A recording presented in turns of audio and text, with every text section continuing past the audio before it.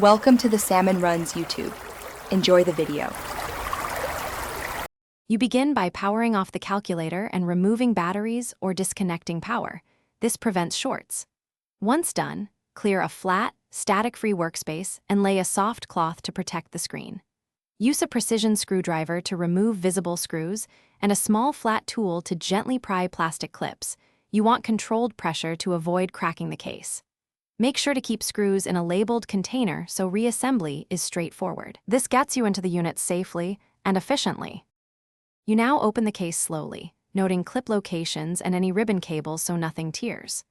Once inside, identify the element causing the issue, the adhesive patch, a software module board, or a glued component referred to as the fix.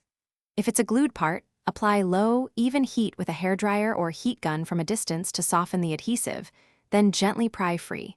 If it's a ribbon cable, flip the latch and slide the cable out straight. Take photos as you go to document orientation. You finish by reinstalling components in reverse order, reconnecting ribbon cables and seating boards properly. Test power and basic functions before tightening all screws so adjustments remain easy. If the problem persists, inspect connectors for debris or bent pins, reapply fresh adhesive strips where needed, and perform a firmware reset or reinstall if the issue is software-related. Make sure keys, display, and ports respond. If they do not, pause and reassess. Sometimes a loose connector is the culprit, not the removed fix. Thanks for watching. Consider subscribing if we helped you.